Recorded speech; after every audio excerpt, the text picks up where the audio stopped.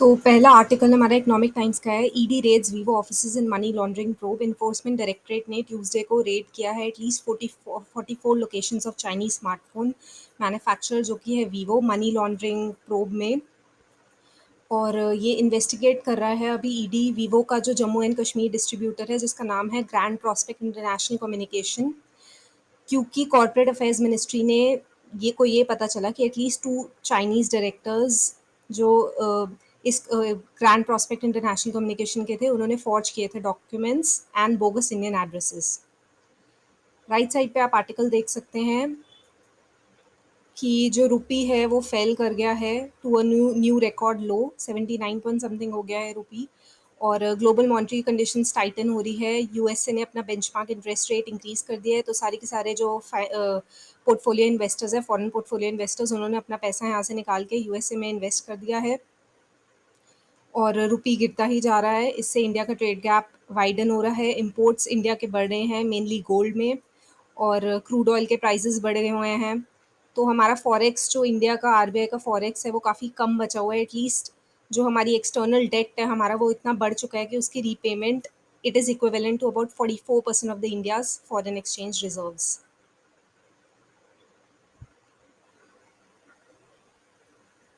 Next article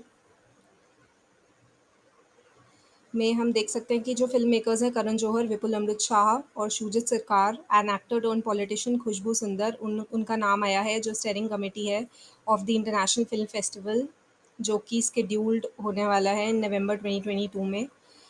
then there are talks to convert Delhi into full union territory, says Kejriwal. Kejriwal ने Tuesday को एलिज किया है कि टॉक्स चल रहे हैं कि सेंटर डिसॉल्व कर देगा दिल्ली के असेंबली को और कन्वर्ट कर देगा सिटी को into a full union territory.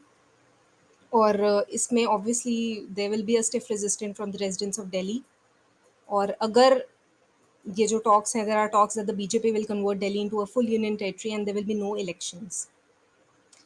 AI driven care not free of biases, इसमें है कि यूनाइटेड नेशंस डेवलपमेंट प्रोग्राम की रिसर्च कहती है कि एआई का यूज़ काफ़ी ज़्यादा बढ़ गया है एंड हर जगह आ गया है एआई, स्पेशली जो हॉस्पिटल्स में है बहुत सारे पर्पसेस के लिए एआई आर्टिफिशियल इंटेलिजेंस यूज़ किया जा रहा है। From reading scans to predicting risks, कोविड-19 has scaled up its use with hospitals even detecting the extent of lung damage. तो इसमें बेसिकली ये बताया गया है कि जो डेटा है एआई का, जो डेटा है वो इतना ज़्यादा हमारे पास रूरल एरियाज़ का नहीं है और स्पेसिफिकली विमेन का नहीं है। तो सर्टेन पॉपुलेशंस का डेटा सफिशिएंट क्वांटिटीज़ में एग्जिस्ट नहीं करता। इसलिए अगर आप देखेंगे कि अगर कुछ हार्ट अटैक्स डायग्नोज होते हैं तो वो मेल पॉपुलेशन में तो डायग्नोज हो जाते हैं लेकिन विमेन में नहीं हो पाते, क्योंकि any AI that is developed to diagnose heart attacks, it will under diagnose Indian women, क्योंकि diverse data sets नहीं कैप्चर कर पाते diverse populations को, जिससे कि हेल्थ इफेक्ट होती है लोगों की। Then Jaishankar may discuss LAC with China's Wang in Bali। तो foreign minister Jaishankar he is likely to meet his counterpart that is Wang Yi in Bali later this week, as there are efforts कि जो एम्पासे है line of actual control इन लद्दाख पे उस पर बात की जाएगी ताकि बॉर्डर एरियाज पे जो डिस्प्यूट्स हैं वो विदाउट यूजिंग फोर्स एड्रेस हो सकें। Then navy to induct 20% women via Agnipath, अभी भी मतलब विमेन सेलर्स को भी इंडक्ट करने का प्लान बनाया गया है ताकि वो भी पोस्ट की जाए शिप्स पे। एंड ऑलरेडी इंडियन नेवी में विमेन ऑफिसर्स तो हैं लेकिन विमेन सेलर्स नहीं हैं। तो इसलिए जो विमेन ऑफिसर्स भी हैं इंडियन नेवी में वो they are engaged in combat roles and on board warships. तो 30 women officers are sailing on board frontline warships, लेकिन अब टाइम आ गया है कि नेवी को अब रिक्रूट करने की ज़रूरत है विमेन सेलर्स भी in all trades, so that it can include women who will go to the सी।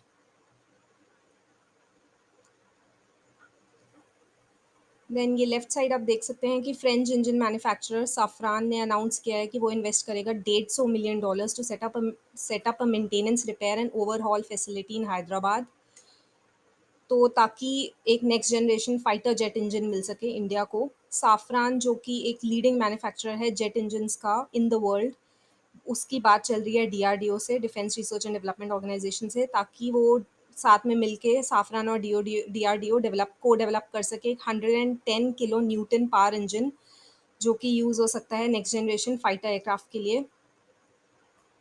और यही फ्रेंच कंपनी साफ़्रान इनॉग्रेट करेगी 3 फैसिलिटीज़ इंडिया में, Safran aircraft engines, Safran electrical and power India private limited and Safran HAL aircraft engines this week, जिसका कि focus होएगा mainly on the components for advanced aircraft and helicopter engines. Then Telangana में काफ़ी ज़्यादा protest चल रही है because of issues related to the Agnipath. और सिकंदराबाद में एक रेलवे स्टेशन पे इंसिडेंट भी हुआ था, जहाँ पे गवर्नमेंट रेलवे पुलिस ने फायर कर दी थी, जो कि लोग प्रोटेस्ट कर रहे थे अग्निपथ के अगेंस्ट, एंड उसमें 24 year old Damera Rakesh had died.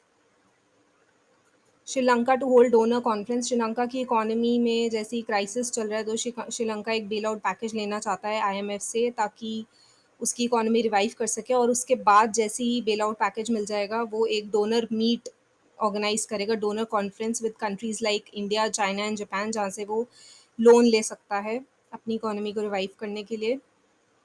Mainly जो श्रीलंका में चल रहा है वो है fuel crisis, and there is also problem of food availability.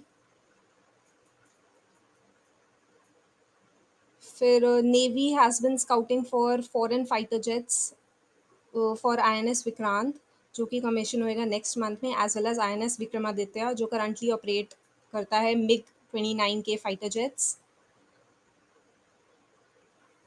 और रशिया से जो जेट्स हैं फाइटर जेट्स, उसकी थोड़ी सी डिमांड कम हो गई है। Why? Because the Russian origin MiGs have failed to perform optimally, and उसमें काफ़ी ज़्यादा उनके मिग्स में टेक्निकल फॉल्ट्स हो रहे हैं। तो इसलिए नेवी ने अब फाइटर जेट्स के लिए रशियन ऑप्शन नहीं कंसिडर कर रहे, एंड वो US and French origin aircrafts prefer करेंगे।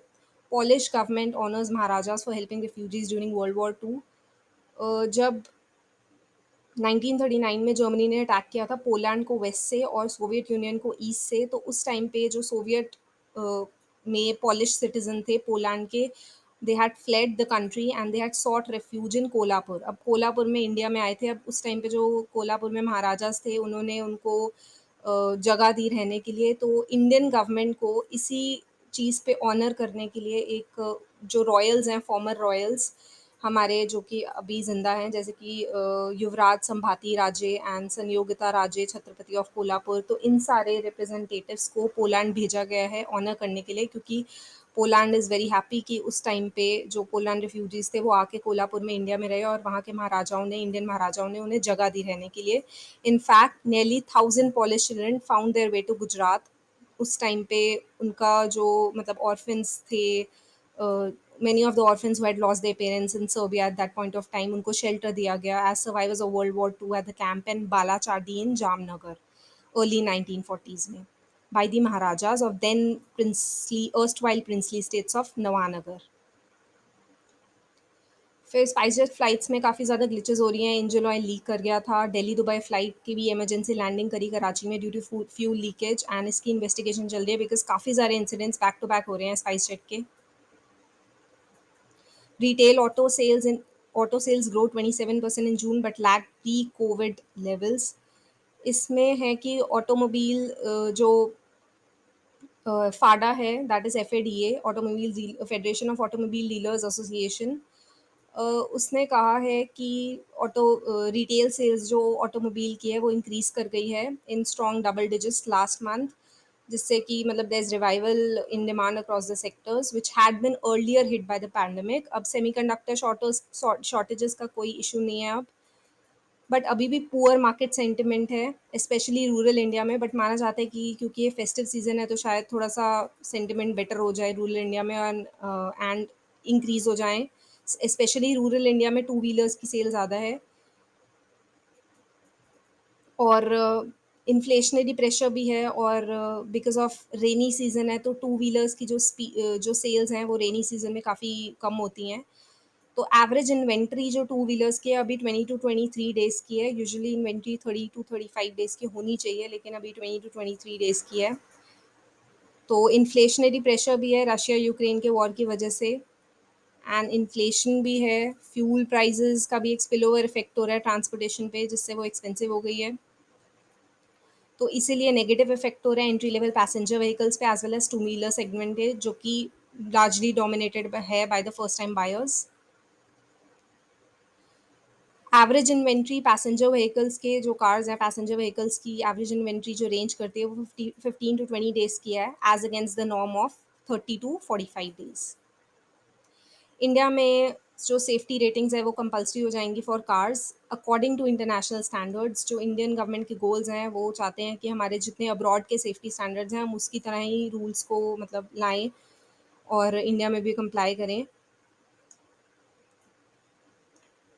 अब जो गाड़ियाँ होंगी इंडिया में उनको एक सेफ्टी रेटिंग मिलेगी, जिससे कि स्टार रेटिंग्स मतलब जैसे कि इलेक्ट्रिकल अप्लायंसेस पे होती है, वैसे ही government is looking to make star ratings compulsory for vehicles based on their performance in crash test and other parameters.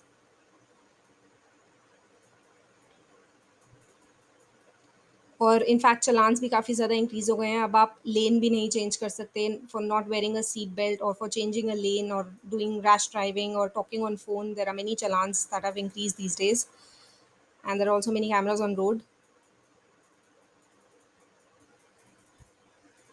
Then service charge का जो इशू है, रेस्टोरेंट्स को अभी भी कंफर्म नहीं हो पाया है कि कैसे लेना है, डीम्ड कंसेंट है या नहीं। गाइडलाइंस जो होती हैं वो ये कहती हैं कि हमें कंसेंट लेना है कस्टमर का before levying a service charge.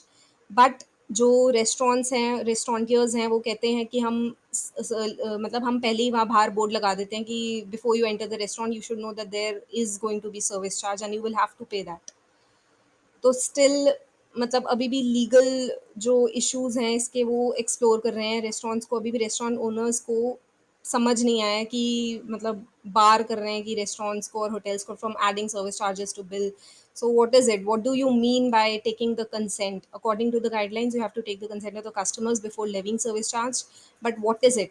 Is deemed consent being counted in that category or not?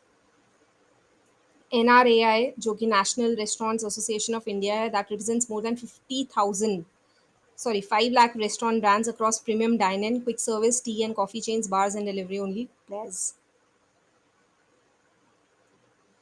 Then LIC Mutual Funds plans to absorb IDBI MF. तो LIC म्यूचुअल फंड्स ने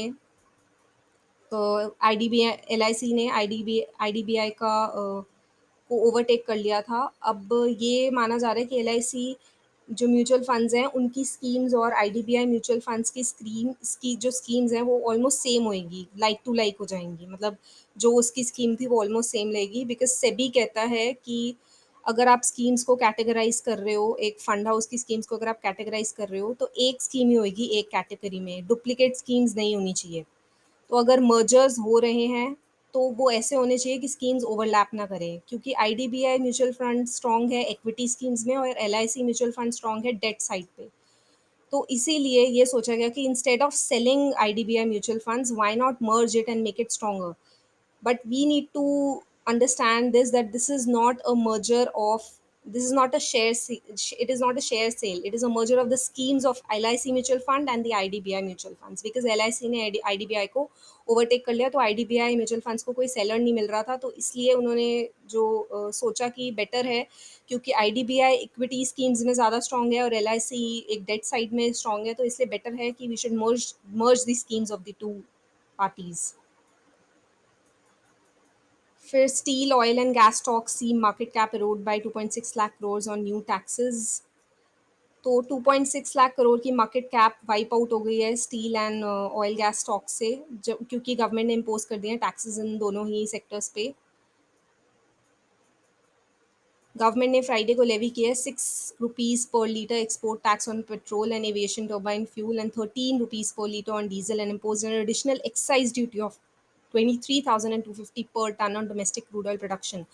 क्योंकि अब प्राइसेस इंक्रीज हो रहे हैं क्रूड ऑयल के, तो जो डोमेस्टिक क्रूड ऑयल प्रोड्यूसर्स हैं उनका उन्होंने उन्होंने भी सोचा कि हम भी इंटरनेशनल प्राइसेस पे अपनी कंट्री में बेचेंगे। गवर्नमेंट ने कहा है कि अगर आप डोमेस्टिकली क्रूड ऑयल प्रोड्यूस कर रहे हो, वैसे ही इतनी कमी चल रही है, तो 50% आप अपने घर के लिए रखो, अपने डोमेस्टिक इकोनॉमी को दो और 50% आप बाहर एक्सपोर्ट करो।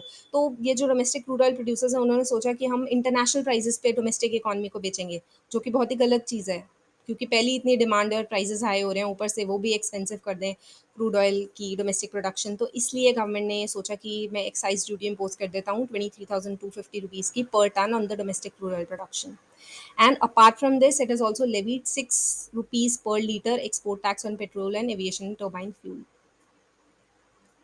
इंटरनेशनल मेटल प्राइसेस सही हो गए हैं और have corrected recently, but China में जो मेटल प्राइसेस हैं वो ड्रॉप कर रहे हैं to 16 months low with the rise in inventory. Enabling financial literacy में गवर्नमेंट ने सोचा है कि to ensure sustainable development for innovators and startups, और आरबीआई ने फाइनेंशियल लिटरेसी के लिए नई पॉलिसीज़ लॉन्च की हैं, like national strategy for financial inclusion, Pradhan Mantri Jan Dhan Yojana and national centre for financial education. फिर नीति आयोग and 6 central government ministries have joined hands with the FinTech Festival India 2021-22, which is being powered by CoinSwitch Kuber, organized by Constellar Exhibitions, subsidiary of Temasek and Singapore Press Holdings। ये एक 3 दिन का mega event होगा new Delhi में, जो कि schedule है 20 to 22 of July में। इसमें कौन-कौन आएगा यहाँ पे आप देख सकते हैं राइट साइड पे काफ़ी सारे जो organisations that will come up, जिसमें टेक्नोलॉजी शोकेसिंग होगा, डायलॉग्स होंगे और एंगेजमेंट्स होगा, कोलैबोरेटिव नेटवर्किंग होएगी, lending, B2G collaborations and climate fintech among others. फिर रुपी 79.37 आ गया है, 0.53%, more than half a percent it had lost its value to dollar. And recessionary fear है इन्वेस्टर्स में वर्ल्ड वाइड, जिससे कि वो safely they are driving in it is driving in international investors back to based dollar backed assets. Rupee has lost about 6% so far in 2022 and it can lose further। कई लोगों ने बोले कि 94 भी हो सकता है, अभी 79.37 है, तो economy can be in to very bad recession. 44% of the forex reserves हमें अपने देने पड़ेंगे एक्सटर्नल डेप्ट के लिए, ताकि हम उससे बाहर आ सकें। And foreign portfolio investors ने already they have been going out of India because the US has raised the benchmark interest rates। फिर Nifty 50 companies are likely to report year-on-year growth of 32% and 21% in revenues and profits। Auto, energy, cement और consumption sectors में काफ़ी ज़्यादा growth है revenues में जून quarters में। और health care, utilities and banks जो कि they are likely to be the laggards. अब रुपी डेप्रिसिएशन है, तो इसलिए डेप्रिसिएशन है तो एक्सपोर्ट्स ऑब्वियसली ज़्यादा हो जाएंगे डेप्रिसिएशन में, तो एक्सपोर्ट लिंक सेक्टर्स बेनिफिट करने वाले हैं 4.7% year on year rupee depreciation से। और नॉन फेरस मेटल और अपस्ट्रीम एनर्जी कंपनीज को भी बेनिफिट मिलेगा from rising commodity prices.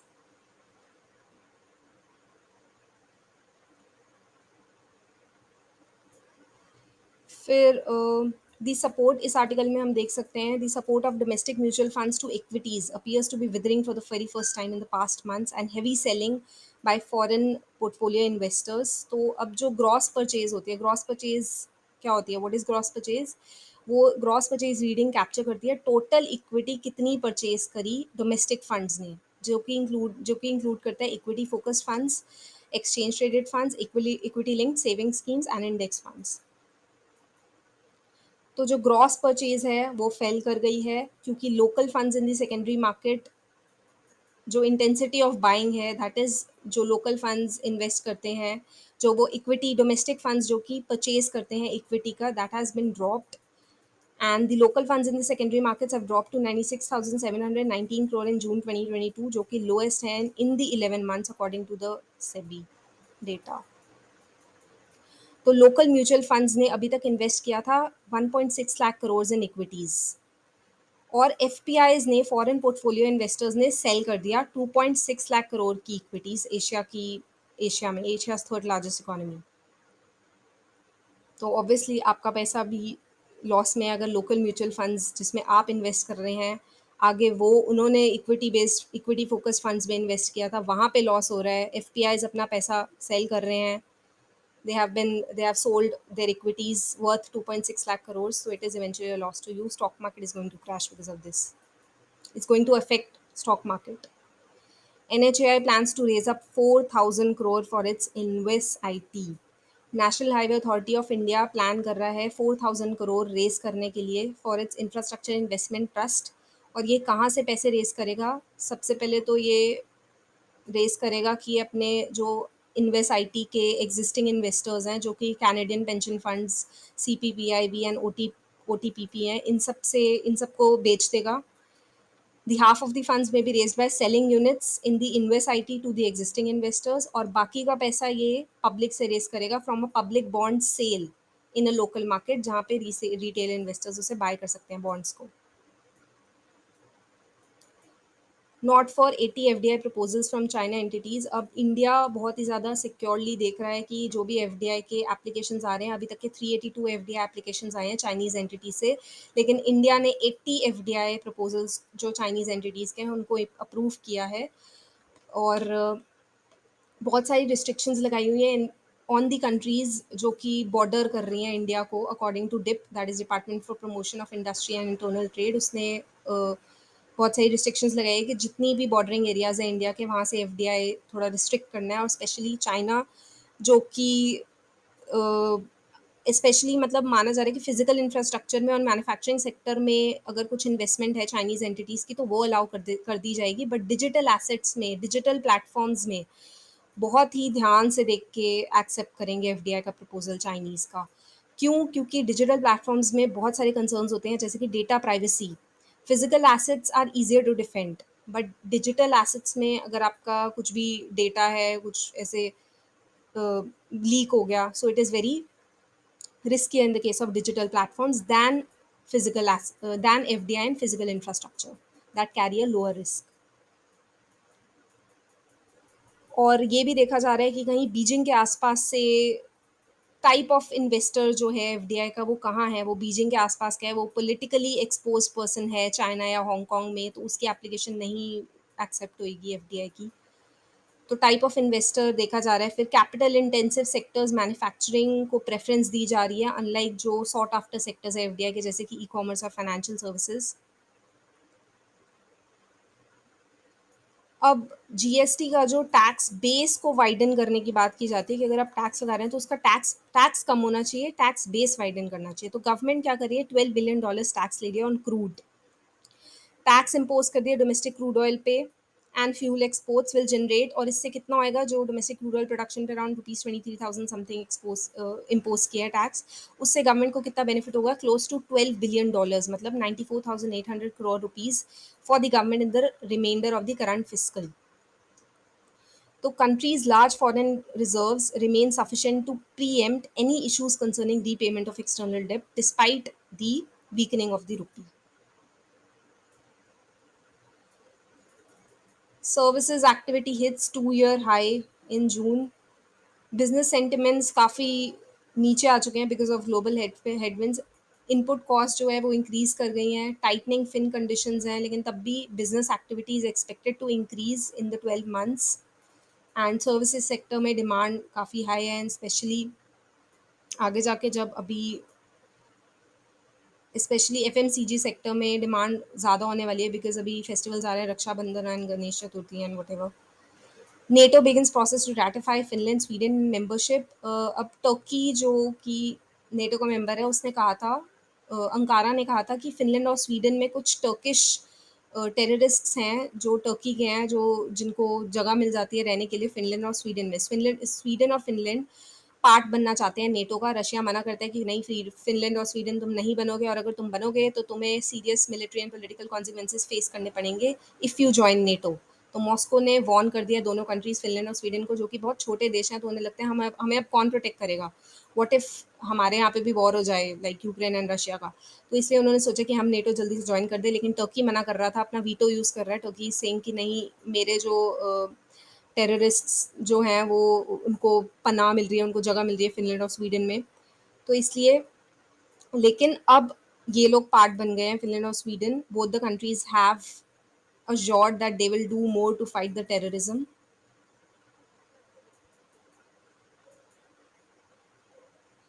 Monkey pox के केसेस राइज हो रहे हैं, ये 85% केसेस हैं यूरोप में, followed by African region, America and eastern Mediterranean and the Pacific. Chinese city है ज़ी एक हिस्टोरिक सिटी है चाइना में 13 मिलियन लोगों की, जिसमें लॉकडाउन हो गया again to avoid the covid explosion.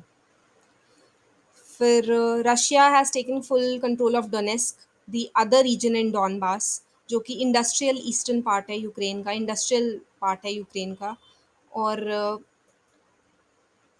Russia एक मतलब ये रशिया का गोल है कि वो एक स्पेशल मिलिट्री ऑपरेशन से डॉनबास को भी ऑक्यूपाई कर ले, because it is the industrial eastern part of Ukraine which is going to be benefit for Russia if it occupies it. Euro slumps to two decade low as recession fares bite। Euro भी slump हो गया है 2 decade low पे।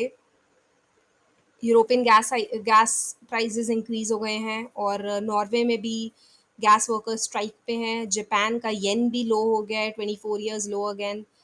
फिर south Korea में भी यही हाल है, इन्फ्लेशन है हर जगह। फिर ये एक कंट्रोवर्शियल चीज़ है कि जीएसटी 5% जो हॉस्पिटल्स में नॉन आईसीयू रूम्स हैं जिसमें पर डे का किराया 5000 है, उस पे 5% जीएसटी लगना चाहिए, यानी कि 250 रुपये। तो अगर पहली बात तो Bajaj mister Bajaj says that कि मेरठ और पानीपत जैसी जगहों पे एक हॉस्पिटल रूम 5000 से ज़्यादा कॉस्ट करेगा भी या नहीं, क्योंकि 5000 से वो कहते हैं कि अगर 5000 से ज़्यादा का कमरा है कहीं पे नॉन आईसीयू रूम तो उस पे जीएसटी लगाओ। If it is more than 5,000, then please go ahead with the GST. And if it is less than 5,000, don't go for the GST. Mr. Bajaj had said, adding that the effort under GST is to widen the tax base. मतलब tax base को widen करो, लेकिन tax rates को कम रखो। फिर country set to become self sufficient in urea. अब India import नहीं करेगा यूरिया बाय 2025 एंड, क्योंकि domestic production of conventional urea and nano liquid urea is expected to be sufficient to meet the country's annual demand. The Union Minister for Chemicals and Fertilizers, Mansukh Mandavia, said on Tuesday. 7 more nano urea plants set up हो जाएंगे by IFCO as well as two state-owned firms RCF and NFL. फिर encourage किया जा रहा है farmers को to increase paddy and wheat sowing by mister Piyush Goyal. वो कहते हैं कि पैडी और वीट की सोइंग बढ़ाओ ताकि प्रोडक्शन डोमेस्टिक प्रोडक्शन बूस्ट होए और इससे हमारे एक्सपोर्ट्स भी बढ़ जाएं। Startups rethinks IPO as markets fall out of love with unicorns.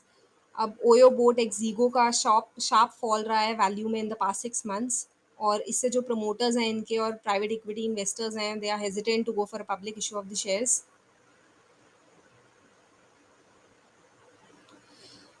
Then ET has launch 3 new indices to track the e commerce sector, जो कि हैं ET commerce profitable and ET commerce non profitable. इससे हम track कर पाएंगे performance of the recently listed new age tech companies, जैसे कि fintech है, डिलीवरी है, जोमेटो है।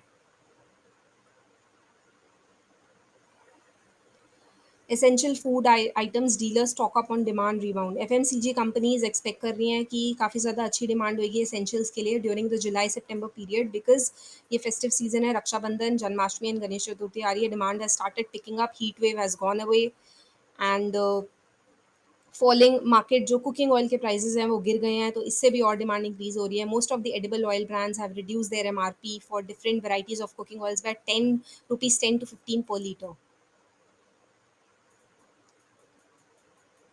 That's it for today. Thank you for watching.